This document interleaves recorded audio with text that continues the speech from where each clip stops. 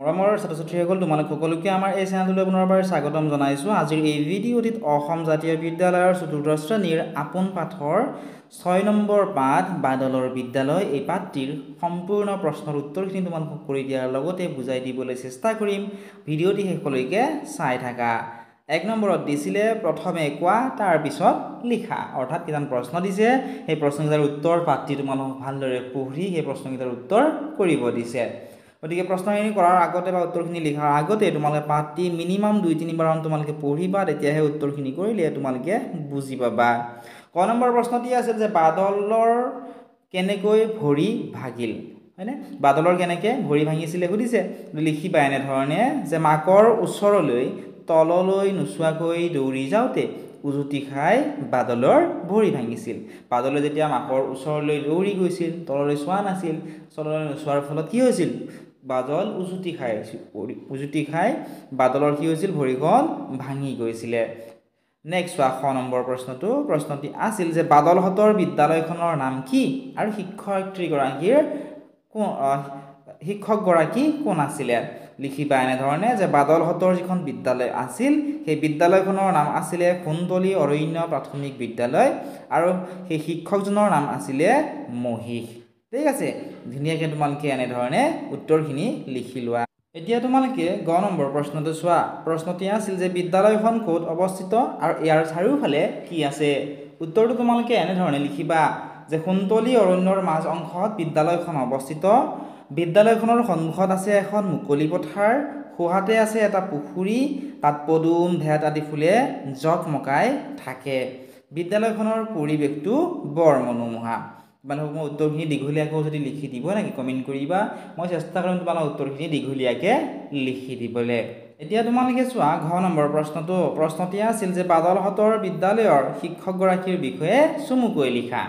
শিক্ষক কোন আছিলে? মহিষ ডাঙৰীয়া, হয়নে? তেওঁৰ বিষয়ে কি কৰিব দিছে? এই প্ৰশ্নটিত চমুকৈ তেওঁৰ বিষয়ে লিখিব দিছে। গতিকে এনেধৰণে লিখিবা যে বাদলহঁতৰ বিদ্যালয়ৰ শিক্ষকগৰাকীৰ নাম হ'ল মহিষ ডাঙৰীয়া। তেওঁক দেখিলেই শ্ৰদ্ধাত মূৰ দোষ খাই যায়। অৰ্থাৎ আমি যেনেকৈ শিক্ষক কি কৰোঁ? বহুত বেছি শ্ৰদ্ধা কৰোঁ, মান সন্মান কৰোঁ, হয়নে? গতিকে তেওঁক দেখিলে অৰ্থাৎ মহিষ ডাঙৰীয়াক দেখিলেই শ্ৰদ্ধাত কি হৈ যায়? মূৰ দোষ খাই যায়। ছাত্ৰ ছাত্ৰীসকলক তেওঁ বৰ মৰম কৰে। তেওঁ যেতিয়া নেগুৰডাল আৰু শিংযোৰ জোকাৰি কথা কয় তেতিয়া সকলোৱে বুজি পায় যে তেওঁৰ মনত বহুত ফূৰ্তি আৰু তেওঁৰ মনটো বহুত ভাল লাগি আছে বা তেওঁৰ মনত বহুত বেছি ফূৰ্তি। আৰু তেওঁৰ যেতিয়া খং উঠে তেওঁৰ চকুযোৰ কি হয়? ৰঙা পৰি যায়। চকুযোৰ মানে দুটা চকুৰ কথা কৈছে, দুটা চকু কি হৈ যায়? ৰঙা পৰি যায়। আৰু সেই সময়ত তেওঁক দেখিলে ভয় লাগে। সেইকাৰণে ছাত্ৰ ছাত্ৰীসকলে তেওঁক যিমান ভাল পায় সিমানে ভয়ো কৰে। এতিয়া চোৱা আমি ঙ নম্বৰ প্ৰশ্নটি আছিল যে গজানন কোনে প্ৰকৃতিৰ? উত্তৰটো লিখিবা এনেধৰণে যে গজানন শান্ত প্ৰকৃতিৰ। নেক্সট প্ৰশ্নটো আমি চাওঁ আহাচোন। প্ৰথম 6 নম্বৰ প্ৰশ্নটি আছিল যে বন্ধু আই শ্ৰেণীত কেনেকুৱা আচৰণ কৰে? উত্তৰটো লিখিবা এনেধৰণে যে বন্ধু আই শ্ৰেণীত নিজেও মনোযোগ নিদিয়ে আৰু আনকো অশান্তি দিয়ে। অৰ্থাৎ নিজেও মনোযোগ নিদিয়ে, আনকো কি কৰে? অশান্তি দিয়ে। নেক্সট চোৱা প্ৰশ্নটো যে শ্ৰেণীত বেছিকৈ কথা পতা শিক্ষাৰ্থীগৰাকী কোন? শ্ৰেণীত বেছিকৈ কথা পতা শিক্ষাৰ্থীগৰাকীৰ নাম কি আছিলে? আমি পাঠত পাইছিলোঁ নহয়, ললিপপি নামৰ যিজনী ছাগলী আছিল সেই ছাগলীজনী কি কৰিছিল? শ্ৰেণীত বেছিকৈ কথা পাতিছিল। নেক্সট প্ৰশ্ন আছিল বাদলে কাক কাক আৰু কিয় বেছিকৈ ভাল পায়? উত্তৰটো লিখিবা এনেধৰণে যে বাদলে ফুটুকী নামৰ হৰিণীজনী আৰু চঞ্চলমতী নামৰ শহাটোক বৰ ভাল পায়। কিহৰ কাৰণে ভাল পায়? কাৰণ দুয়ো বৰ মৰম লগা আৰু দুয়োৰে চকুকেইটিও বৰ বেছি ধুনীয়া। সেইকাৰণে বাদলে ফুটুকী নামৰ হৰিণীজনী আৰু চঞ্চলমতী নামৰ শহাটোক বহুত বেছি ভাল পায়। নেক্সট প্ৰশ্নটি তোমালোকে চোৱাচোন। প্ৰশ্নটি আছিল যে শ্ৰেণীটোৰ আটাইতকৈ শান্ত কোন? উত্তৰটো লিখিবা। শ্ৰেণীটোৰ আটাইতকৈ শান্ত কোন আছিল? পখৰা নামৰ জেব্ৰাটো আৰু নেলিয়া নামৰ যিটো জিৰাফ আছিল সিহঁতকেইটা আটাইতকৈ শান্ত আছিল। সিহঁতে হুলস্থুল নকৰিছিল, কাজিয়া নকৰিছিল, বহুত বেছি শান্ত আছিলে। নেক্সট প্ৰশ্নটো আছিল বাদলৰ বিদ্যালয়ৰ জন্তুবোৰৰ নাম লিখা।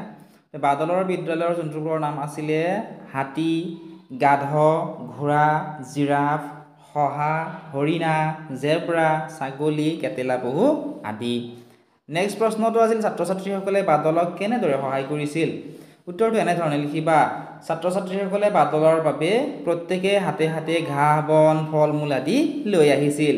গজানন নামৰ হাতীটোৱে বাদলে খোজ কাঢ়িব পৰা হ'বলৈ পেং লৈ আহিছিল। এনেদৰেই ছাত্ৰ ছাত্ৰীসকলে বাদলক সহায় কৰিছিলে। নেক্সট প্ৰশ্নটি আছিল ৬ নম্বৰ প্ৰশ্নটো যে গজাননে বাদলৰ কাৰণে কি আনিলে? উত্তৰটো লিখিবা এনেধৰণে যে গজানন বাদলে খোজ কাঢ়িব পৰা হ'বলৈ পেং লৈ আনিলে। নেক্সট প্ৰশ্নটো আছিল বাদলৰ কিয় চকু পানী ওলাল? এনেধৰণে লিখিবা যে বাদলৰ আনন্দতে চকু পানী ওলাইছিল। কিহৰ কাৰণে? কাৰণ সি আগতে জনা নাছিল যে তাৰ লগৰবোৰে তাক ইমান বেছি ভাল পায়। সি যেতিয়া জানিছিল তাৰ আনন্দতে কি হৈছিল? তাৰ চকুৰে চকু পানী ওলাই আহিছিল। ২ নম্বৰ প্ৰশ্নটো আছিল যে কোনে কৈছিল আৰু কাক কৈছিল? লিখা বাক্যকেইটা বাক্য দিয়া আছে বা কথাষাৰ দিয়া আছে। সেই কথাষাৰ কোনে কৈছিল, কাক কৈছিল তোমালোকক লিখিবলৈ কৈছে। উত্তৰটো ক নম্বৰ বাক্যটো দিছিল যে বাদল এতিয়া কেনে পাইছা? এই বাক্যটো কোনে কৈছিলে? এই বাক্যটো বা কথাষাৰ প্ৰধান শিক্ষক মুশিক ডাঙৰীয়াই কাক কৈছিলে? বাদলক কৈছিল যে বাদল এতিয়া তুমি কেনে পাইছা। নেক্সটটো দিছিলে খ নম্বৰ পাছলৈ বিষ কমি গ'ল। এই কথাষাৰ কোনে কৈছিল? এই কথাষাৰ প্ৰধান শিক্ষক মুশিক ডাঙৰীয়াক কোনে কৈছিল? বাদলে কৈছিল। কাক কৈছিলে? প্ৰধান শিক্ষক মুশিক ডাঙৰীয়াক কৈছিলে।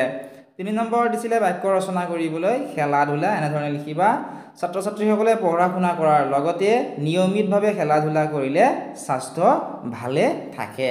গতিকে এনেধৰণে তোমালোকে বাক্যবোৰ ধুনীয়াকৈ লিখি ল'বা।